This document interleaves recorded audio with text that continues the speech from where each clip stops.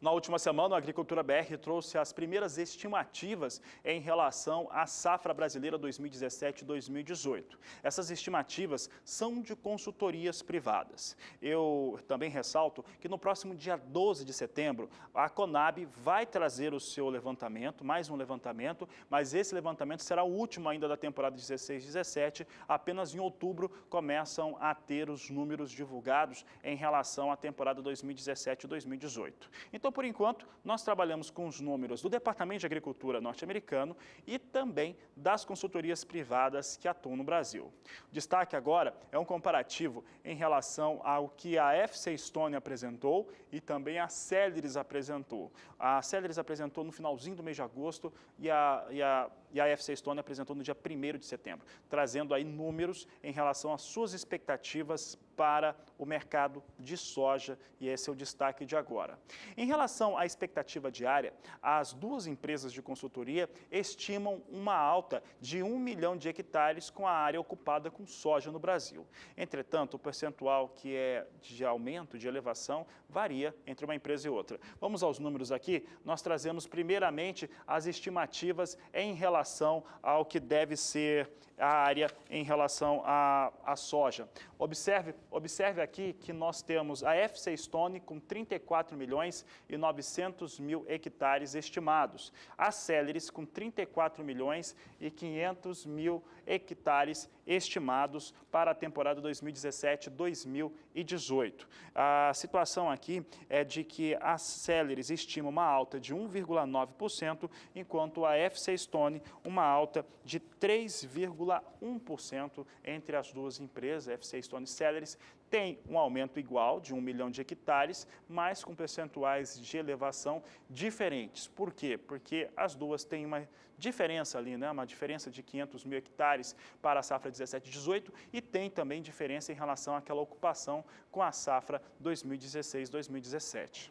As estimativas de produção também têm forte distância entre elas, aí uma distância um pouco maior, mas as duas estimam queda frente à temporada 2016-2017. Aqui é uma estimativa de produção e aqui a FC Stone estima 106 milhões e 700 mil toneladas de soja sendo produzidas no Brasil e a Celeris 109 milhões de toneladas. A Celeris, aqui frente ao que se teve de produção na temporada 16-17, tem uma queda de 4,1%, já que o Brasil produziu em torno de 114 milhões de toneladas. A FC Stone estima uma queda um pouco maior, de 5,7%, mas as duas estimando aqui uma situação menor em relação ao que deve ser produzido na safra 2017-2018 de soja.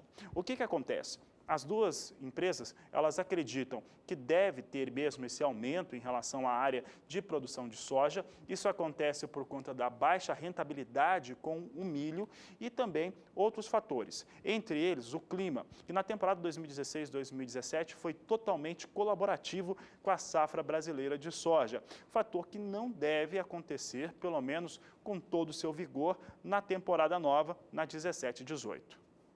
E já que estamos falando da temporada 17-18, você vai acompanhar comigo agora como é que fica essa previsão do tempo, como que devem ser as precipitações chuvosas durante esse mês de setembro, uma vez que no próximo dia 15 acaba o vazio sanitário da soja em vários estados produtores do país.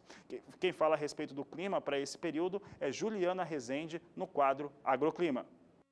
Boa tarde a todos. Nos últimos períodos, o tempo seco vem predominando em grande parte do centro-sul do país, principalmente nas áreas onde deve terminar o vazio sanitário no decorrer do mês de setembro, como é o caso da região centro-oeste e agora também o Paraná, que acabou adiantando o término do vazio.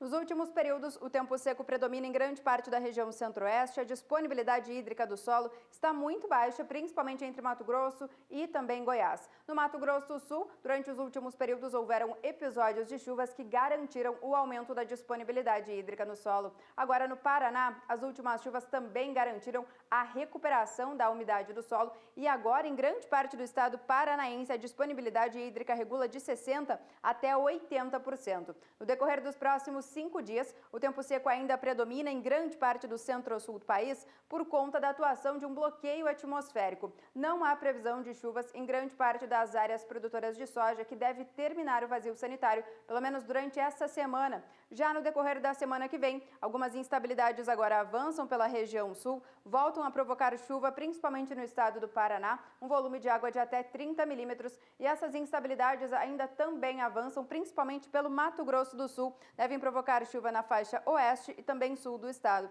Mas nessas áreas a chuva vem mais fraca e as pancadas são mais isoladas. No decorrer da terceira semana, as chuvas ainda seguem persistentes no estado do Paraná e também seguem avançando para toda a metade sul do estado sul-mato-grossense. O volume de chuva ainda deve ser maior no Paraná, principalmente na metade sul do estado, onde o volume pode alcançar ainda até 30 milímetros. Já na metade sul do Mato Grosso do Sul, as pancadas ainda seguem fracas, o volume de água não passa de 5 milímetros. Isso ocorre pelo menos até o dia 19 de setembro. Então, no decorrer das próximas semanas, algumas instabilidades voltam a provocar chuvas nas áreas produtoras de soja, principalmente do estado do Paraná e também no Mato Grosso do Sul. Mas no decorrer do mês de setembro, essa chuva ainda não tende a se regularizar, ainda pode ocorrer alguns períodos de tempo mais seco, intercalados com chuva. É somente no decorrer do mês de outubro que essa chuva deve se tornar um pouco mais regular, e aí sim, a chuva vem de forma mais agrícola.